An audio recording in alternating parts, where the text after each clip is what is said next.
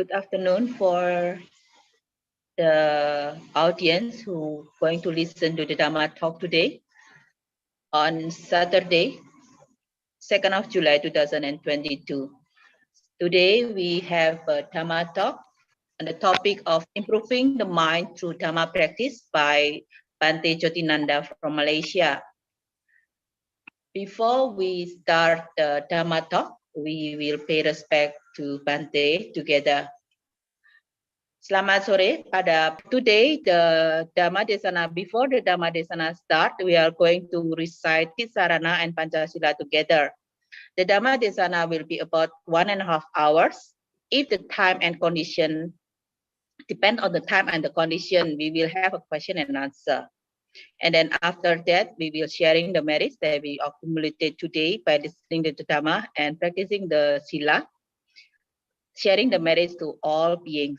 And then after that, we will close for the Dhamma Desana today. So we start requesting for the Sila and Tisarana from Bante Jyoti. Kita akan memulai membacakan Tisarana Pancasila bersama-sama.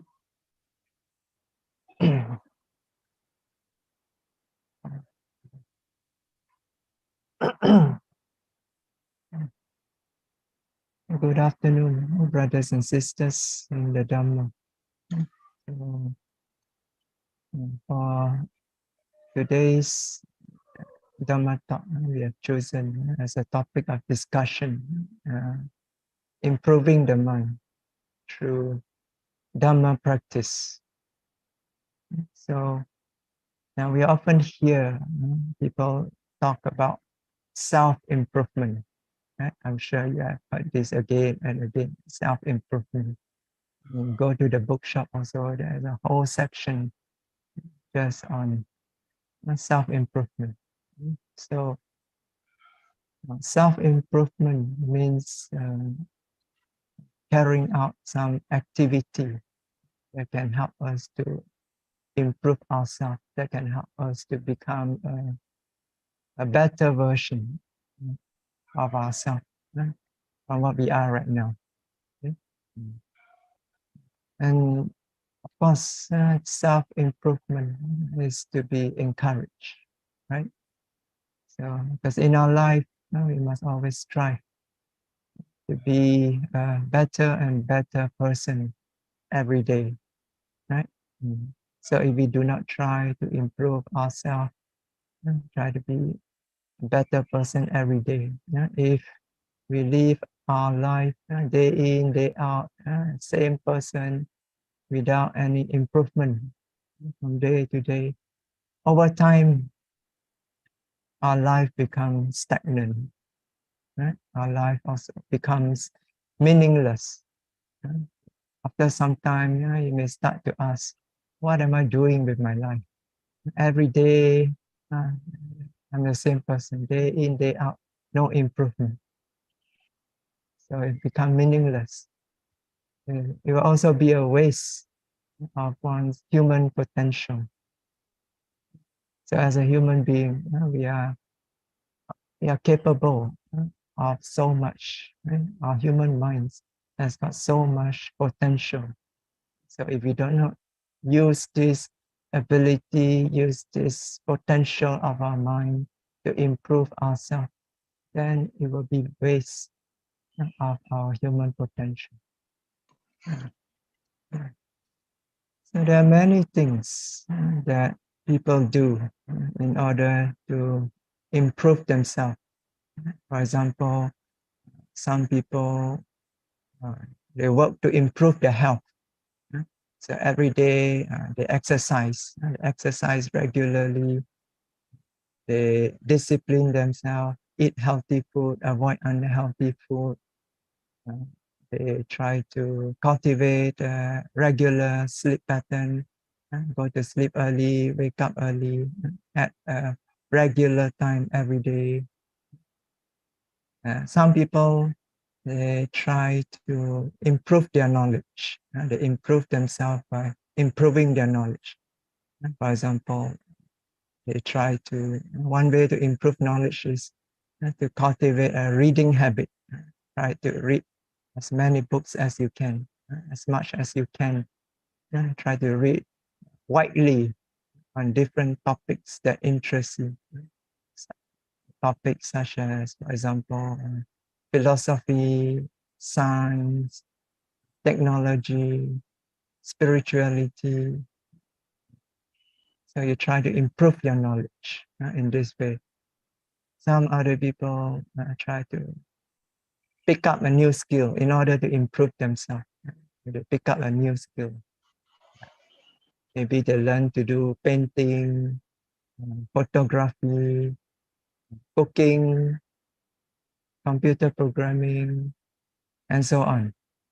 Many ways that people do, many things that people do in order to improve themselves. But as Buddhists, we do not talk about self-improvement so much. Why? Because anatta.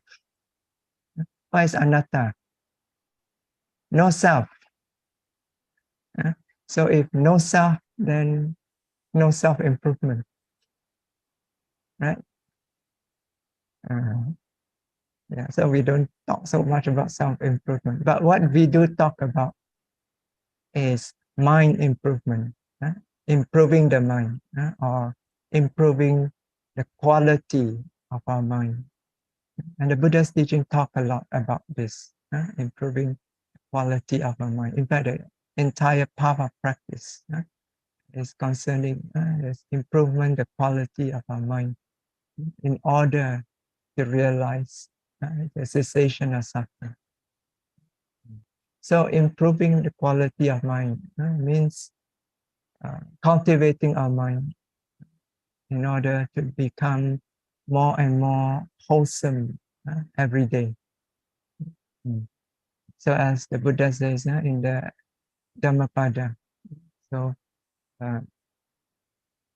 it says through drops of water. So drop by drop, the water accumulate. So then the water pot fill up. Okay?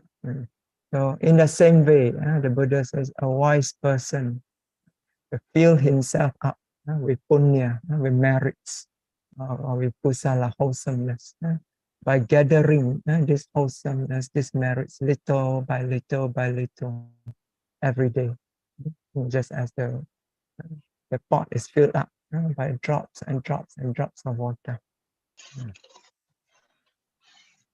So how do we improve the quality of our mind? How do we make sure that the mind becomes more and more wholesome every day? So we do so through the Dhamma practice, by practicing the Dhamma. We do so through the constant development and cultivation of the Noble Eightfold Path, which consists of the three practices or the three trainings: sila, samadhi, and panya, morality, concentration, and wisdom. So through the constant and persistent development, cultivation of sila, samadhi, panya, we will be able to improve quality of mind, so that gradually but surely we'll be able to reach higher and higher state of perfection, of wholesomeness and happiness of our mind. So we begin improving our mind through sila, by purifying the quality of our mind through sila. So sila, morality, involves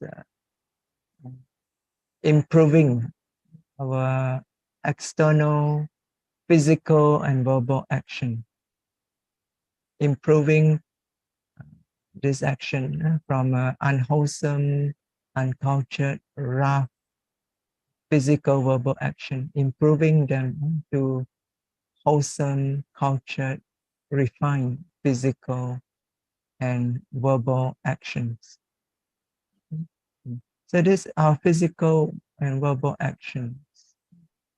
It originates from the mind. Right? So unwholesome actions, unwholesome physical, verbal actions originate from a mind that is gross, unrestrained, unwholesome, a mind that is infected by the virus of mental defilements. So we need to improve this mind into a mind that is more refined, more cultured, and more restrained. How do we do this? Through the practice of sila, through observance of sila. So the cultivation of sila involves a strong and sincere determination to abstain from what should not be done and to do what should be done. So there are two aspects of sila. First aspect is abstain from what should not be done. Second aspect is to do what should be done. And what are the things that should not be done? So, for example, killing, harming other people, other beings. This should not be done. Disrespecting other people. This should not be done. Stealing, deceiving, cheating. What else? Sexual misconduct, lying, slandering, talking bad about other people, causing other people to quarrel, gossiping. What else? Uttering harsh, hurtful, and offensive speech. Okay? What else? Saying useless and unbeneficial things.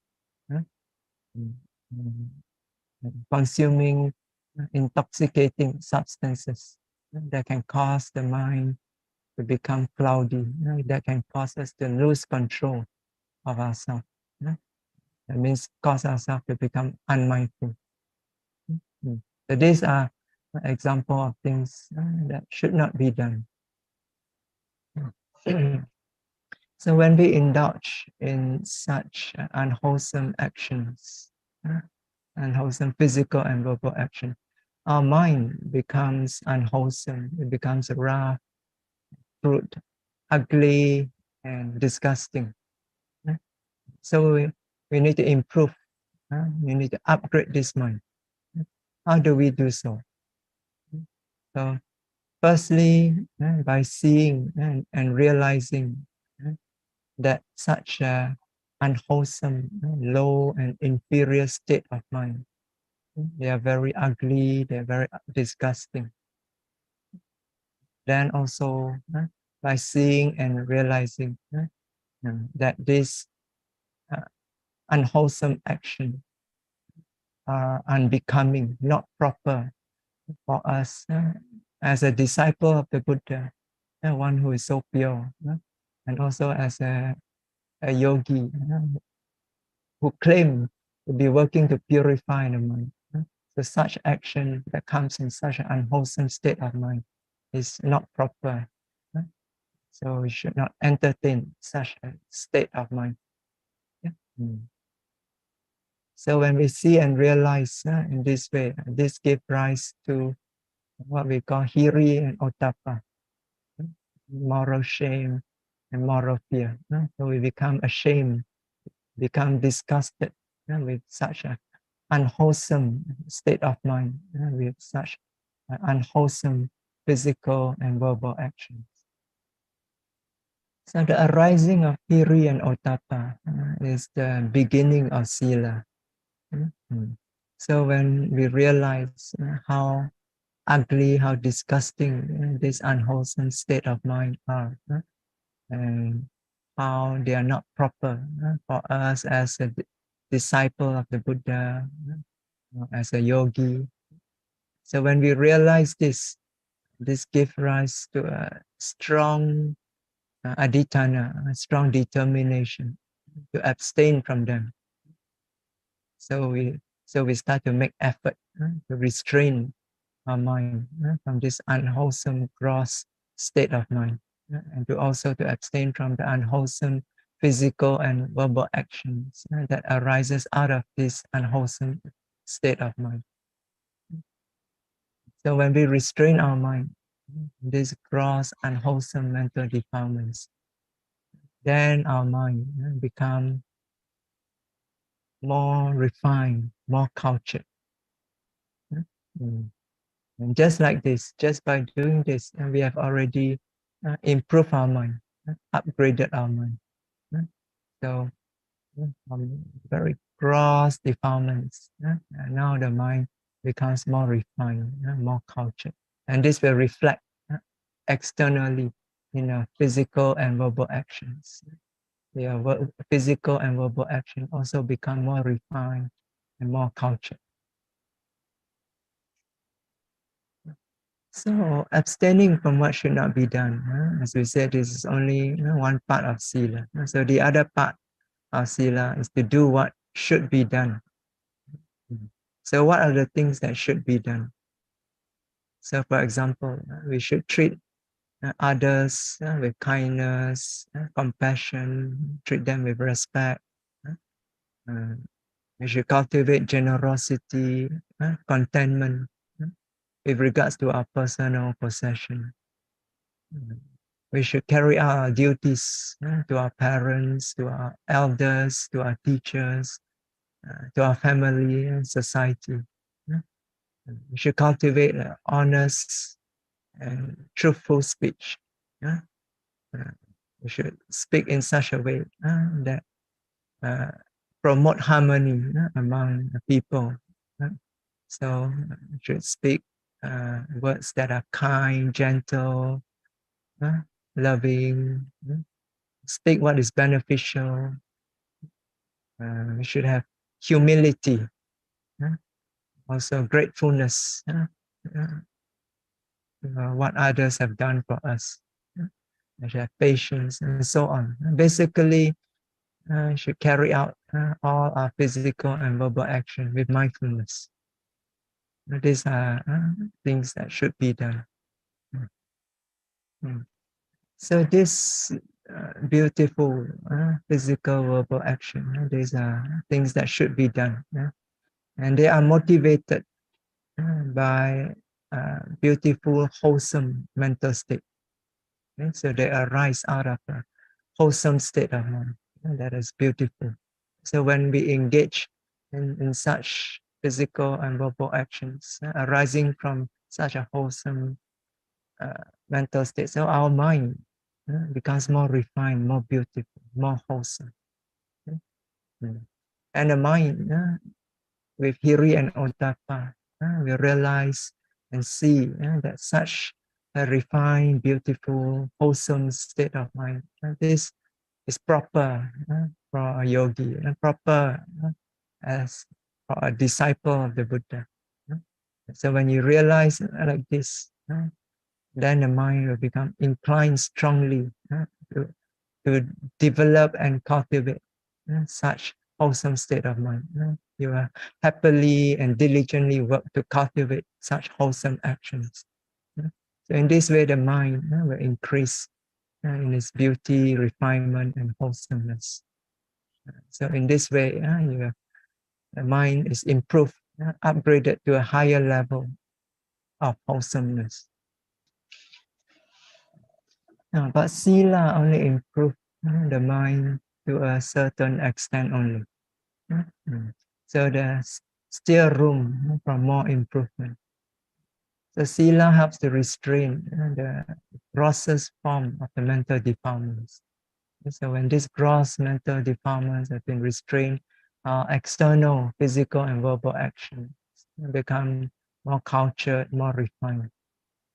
But still, there's still some ugliness remain in the mind. So the gross defilements may have been restrained, but the more refined ones still remain in the mind, disturbing the mind. So defilements such as desire, attachment, aversion, irritation, agitation, and so on. So if these more refined defilements are not properly checked, not properly restrained, they can grow stronger and stronger and cause mental stress, tension, depression, emotional distress, anxiety, and so on. Then the mind will become unsteady, not peaceful, disturbed, and not clear. So there's still some ugliness left in the mind. So to improve, upgrade the mind further, we need to purify it further from these more refined defilements. So how do we do so? We do so through the development of samadhi, or concentration. So the development of samadhi means meditation or bhavana. So meditation involves fixing the mind on a suitable objects continuously in order to clear away mental distraction.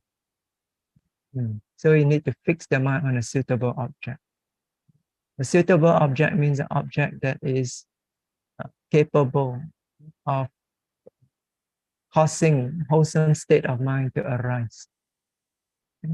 So by fixing the mind on such a suitable object continuously and clearing away any mental distraction, it causes the mind to become steady, to become calm and tranquil, peaceful.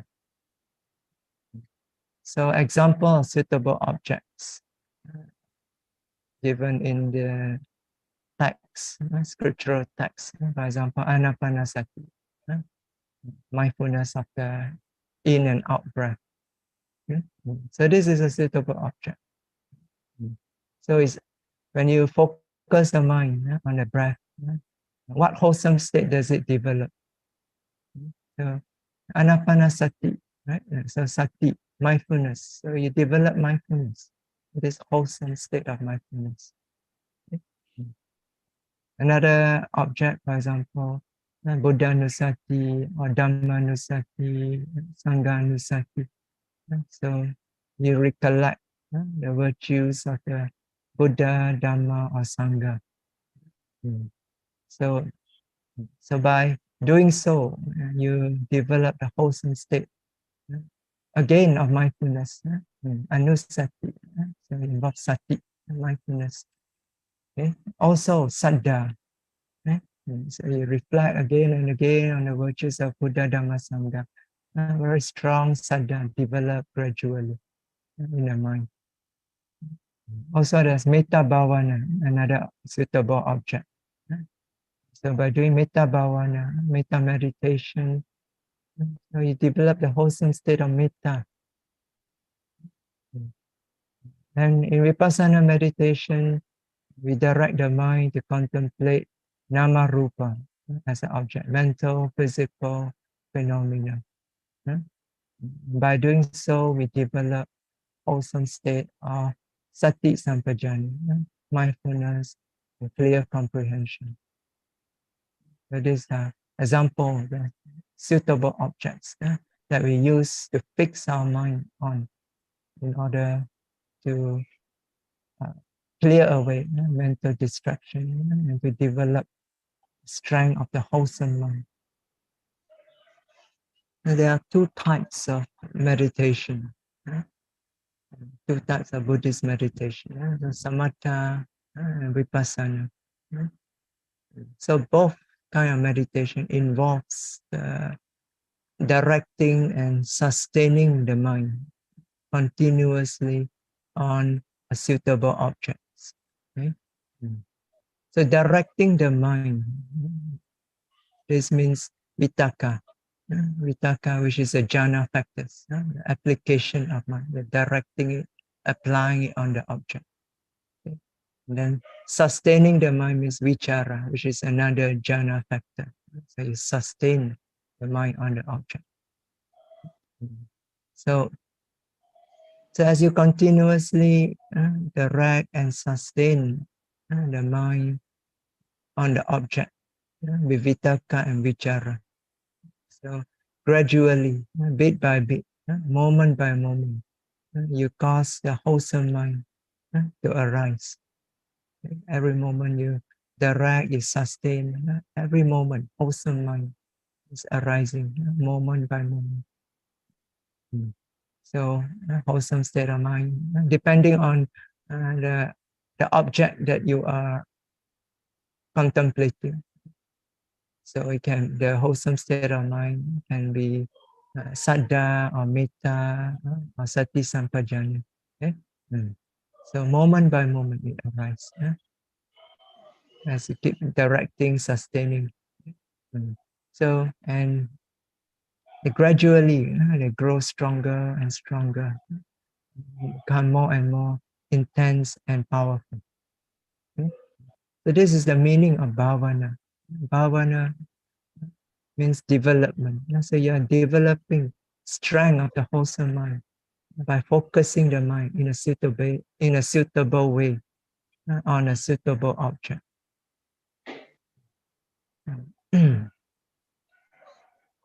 So at some point during this development, the force of the wholesome mind that's developed will become so strongly focused on the object that it becomes unable, the mind becomes unable to be distracted away from the object.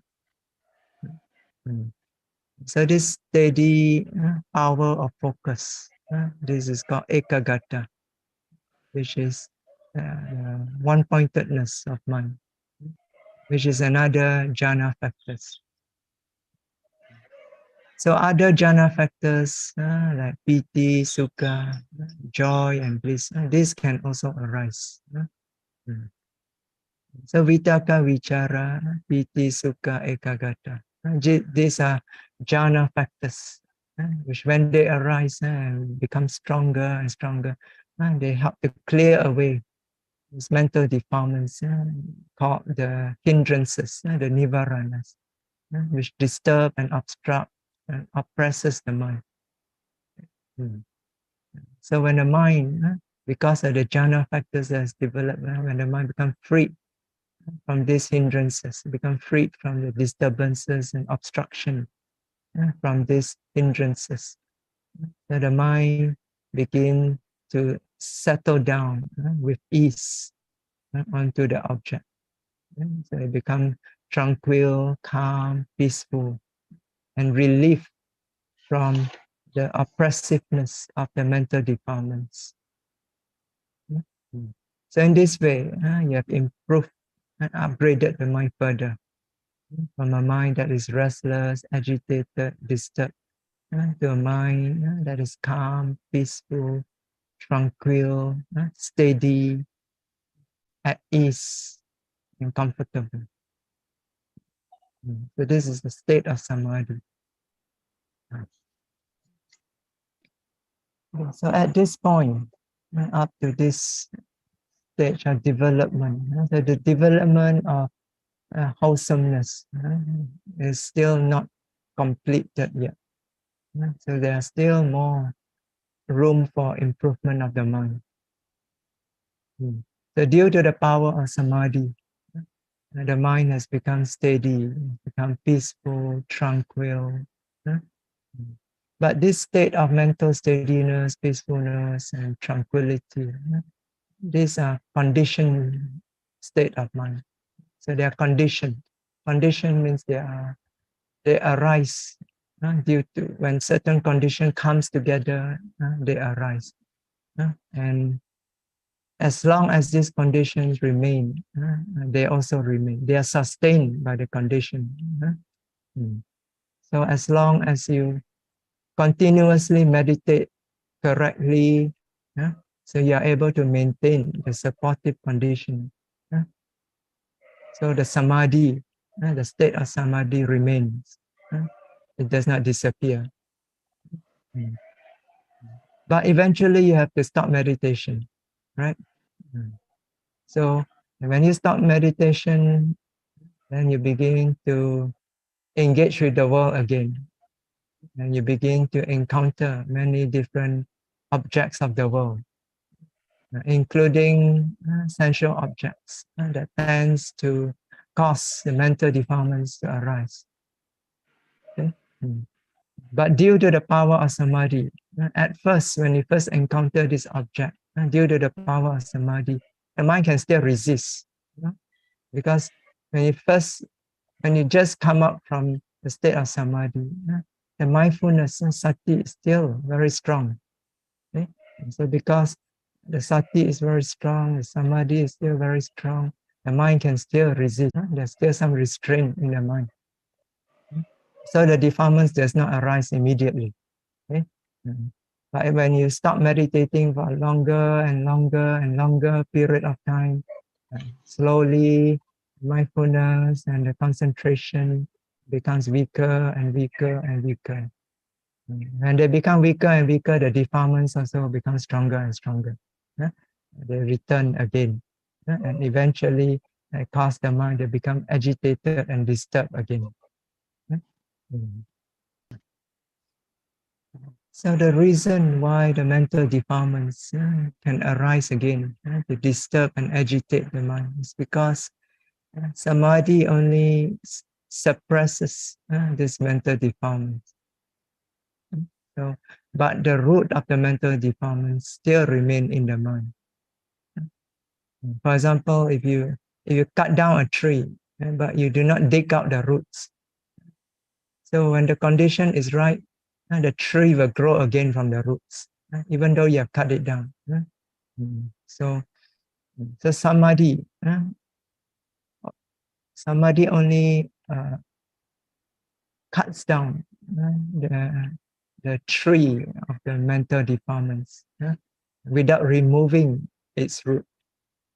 Okay, so the root of the mental defilements still remains. So eventually, when the condition is right, the mental defilements will grow again from the roots. You will spring back up again. Okay? So this roots of the mental defilements, in Pali we call them anusaya kilesa, the latent defilements. So these defilements, they are latent in the mind. So samadhi may be able to suppress the mental defilements temporarily, okay? But samadhi is unable to dig out the roots of the anusaya kilesa.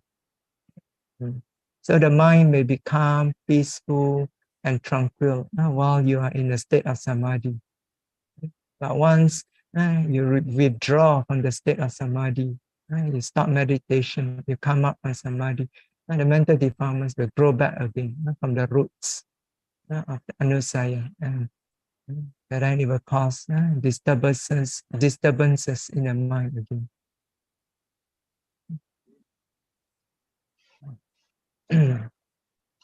So how do we remove the roots of the anusaya kilesa? So we already talked about the practice of sila and samadhi. But sila and samadhi, they are unable to remove anusaya kilesa because the roots of these defilements runs very deep into the mind. So only the third training of the Noble Eightfold Path, the development of wisdom, is able to remove anusaya kilesa.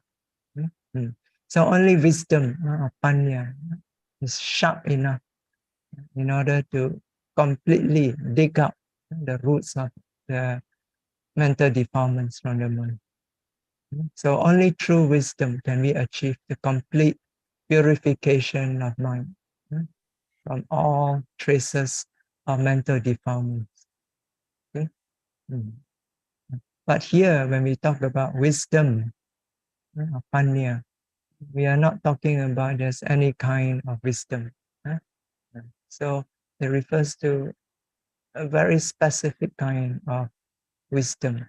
Uh, the wisdom that is able to free the mind from suffering. Okay? So specifically, we are talking about vipassana panya, okay? Vipassana wisdom or insight wisdom. Okay? So now we hear a lot about insight, insight knowledge, vipassana jnana. So what exactly is it? What is vipassana jnana? So it refers to this wisdom, this special kind of wisdom that's developed through vipassana meditation. The wisdom that is able to discern the nature of anicca, dukkha, anatta, nature of impermanence, suffering, and non-self. This is vipassana. It's as easy as this. If people ask you what is vipassana, don't say rising, falling. Vipassana is not rising, falling. That is the object that we use to contemplate in order to develop vipassana. Vipassana refers to this wisdom that discern the nature of anicca, dukkha, anatta. So whenever in the sutta, you read the sutta, the Buddha talk about anicca, dukkha, anatta. He talks about anicca, dukkha, anatta a lot in the suttas. Right? So whenever Buddha talk about the five aggregates, Panchakanda, he says there are five aggregates, anicca, dukkha, anatta. He talk about salayatana, six sense spaces. He says they are anicca, dukkha, anatta. He talk about the elements, dhatu, anicca, dukkha, anatta. Again and again, in the sutta we find the Buddha talk about anicca, dukkha, anatta. So each time the Buddha talks about anicca, dukkha, anatta, he's actually talking about vipassana panya, insight knowledges. Okay? So people ask, where in the sutta did the Buddha teach vipassana? It's everywhere.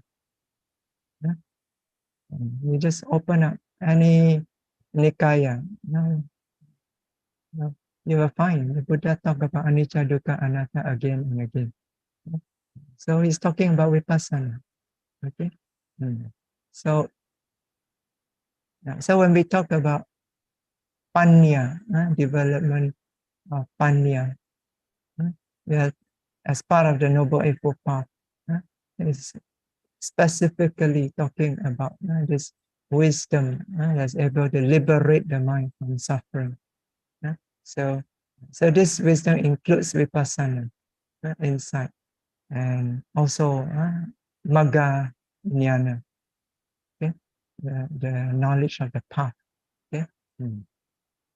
So only these knowledges, this wisdom of vipassana and magga, able to totally uproot the anusaya kilesa from the mind. Okay? So when anusaya kilesa, the roots are completely removed from the mind, then the mind will be able to experience the state of unconditioned peace, state of absolute peace, called nibbana. So in order to develop this vipassana jnana, so as the Buddha instructed in the sutta, we need to direct our mind to contemplate nature of the khandha, the five aggregates, nature of the sense bases, nature of the elements, and so on. So basically, we need to contemplate nature of the nama rupa dhamma, mental and physical nature. Okay, so these are objects of vipassana. So rupa dhamma, physical nature. For example, nature hardness, softness, heat, cold, stiffness, tension, tightness, heaviness, lightness. These are all physical nature or rupa dhamma. The nama dhamma, mental nature. For example, nature of noting, nature of knowing, nature of feeling, of perceiving, recognizing, and so on. Okay? So this nature, this mental physical nature, continuously arrives in our six sense experiences. So by employing the method of Satipatthana, so we make effort, ardent effort, in order to contemplate, not a continuous occurrence of this nama rupa within six sense experiences. Okay? So each time, moment by moment by moment, they arise moment by moment by moment. We continuously note them, contemplate them. By doing so, it allows us to gradually develop the vipassana samadhi, vipassana concentration, or what we call the kanika samadhi, the momentary concentration. So this is the kind of concentration which enables us to discern the momentary nature of each of the mental physical phenomena that are contemplated. So it allows us to discern how moment to moment they're arising, disappearing, arising, disappearing. So they're momentary. They do not last. So they arise, you note them, and they disappear. So they do not last. They do not remain. So they're momentary. Okay. And so when you develop this kanika samadhi, yogi is able to discern momentary nature of each of this nama or rupa dhamma that are being noted. So from discerning the momentary nature of this nama rupa dhamma, discerning this momentary nature repeatedly again and again and again and again, gradually the yogi begins to realize the nature of anicca. So impermanence. What is the nature of impermanence? Nature of impermanence simply means whatever arises, it disappears. Okay? So everything that you note, you notice that when it arises, you note, and then it disappears. Nothing that you note remains. Everything disappearing. So again and again, moment after moment after moment, you note and note and note and note. Every noting, you realize things are disappearing, disappearing. They do not remain. So in this way, you realize the nature of anicca, nature of impermanence. Okay? So, and once the yogi realizes the nature of impermanence, then the realization of nature of dukkha, suffering, will also follow. As the Buddha says in the sutta, yada niccam tam dukkham, that which is impermanent is suffering. So what is the nature of suffering? Nature of impermanent and suffering, they are related. So nature of impermanent is disappearing. It keeps disappearing. The nature of dukkha is the continuous oppression by rise and fall. So the yogi continuously, is realized this nama rupa, arising, disappearing, continuously, never ending. It doesn't stop. It goes on and on and on. So when you discern this continuously, over time you begin to feel the oppressive nature of this never-ending arising and disappearing. So this is the nature of dukkha, the oppressive nature of this never-ending arising and disappearing of the nama rupa. This is something that you need to experience in order to understand. If I just tell you here, arising and disappearing is suffering, you may be wondering, just arising and disappearing is suffering? How can it be? So you need to experience this for yourself. Yogis will experience this. They describe the experience. It says very suffering, very oppressive. One yogi described the experience and says it's as if you are continuously being shot by the machine gun. So the bullet keep coming one after another, never ending. Is it suffering? Yes, very, very suffering. Another yogi described, he says, it's as if she's in the middle of a battlefield. All around, bombs are exploding. The bombs are exploding right and left, front and back, up and above and below, everywhere, exploding, exploding, exploding again and again. And you're right in the middle of all this. And it never stops. It keeps exploding. So that's the nature of sankhara dukkha. So, so true contemplating the nature of rise and fall, the momentary nature, the continuous rise and fall. The yogi realized the nature of dukkha, anicca and dukkha. And then from that also the nature of anatta. So anicca, dukkha, anatta, they are all related. So yadaniccantam dukkham, that which is impermanent is suffering. Yang dukkham tadanatta, that which is suffering is anatta, is no self. Okay? So the yogi also come to realize the nature of anatta. What is the nature of anatta? Nature anatta means, put it very simply, no control. You cannot exercise any control over this process of suffering. It's so oppressive, it goes on and on and on. You sit there, you want it to stop, it doesn't stop. And just because you wish it to stop, it doesn't stop, it doesn't obey your wish, your command. It just goes on and on and on, according to its own nature. So you cannot do anything about it, except to continue nothing. So that's the nature of anicca, dukkha, anatta.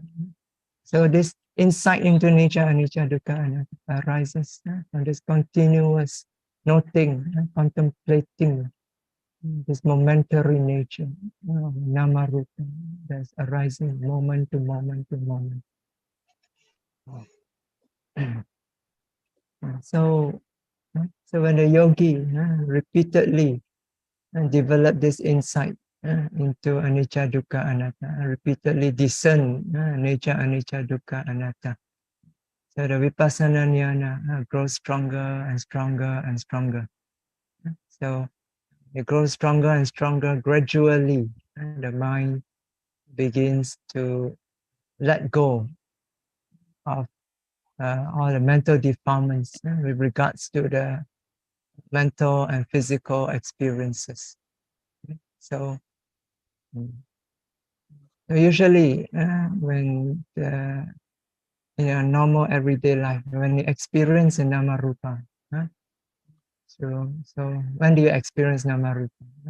Through the six sense experiences, seeing, hearing, smelling, tasting, touching, thinking. So whenever you experience this, usually the mental defilements arises towards these experiences of the nama rupa. So either you like it or you don't like it, likes and dislikes. So but when the vipassana insight develop in the yogi becomes stronger and stronger, gradually, slowly, the yogi begins to let go of likes and dislikes towards this experience of nama rupa. Okay? So when this vipassana jnana become fully developed, then the very powerful insight called magga jnana will arise in the mind. Okay? The magga jnana is like the final phase of the development of vipassana. So when the vipassana becomes fully mature, magga jnana arises. Okay? And when Maganyana arises, this knowledge, this wisdom is very powerful, and is able to pull out the root of the Anusaya Kilesa and completely purify the mind, the Anusaya Kilesa. Okay? So that means the mind completely let go of all defilements, including the roots, also pull it up. Okay? So now, one of the Anusaya Kilesa that is uprooted by Maganyana it includes tanha, craving. So, and what is craving? Tanha. Tanha is samudaya satcha, the truth of the cause of suffering. Okay? So once through Maganyana, you remove the cause of suffering, then the process of suffering itself will come to cessation.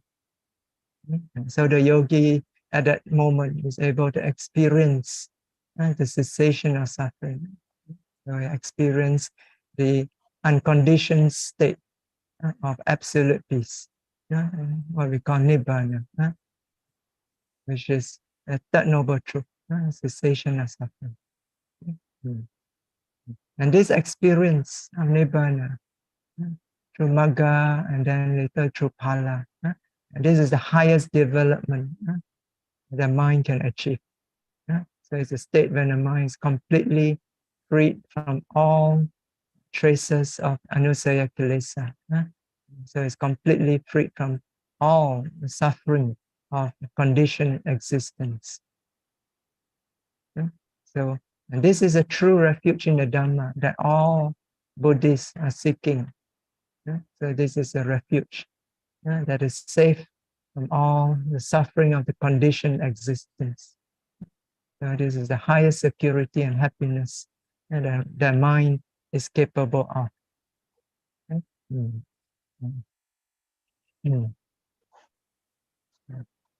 Okay.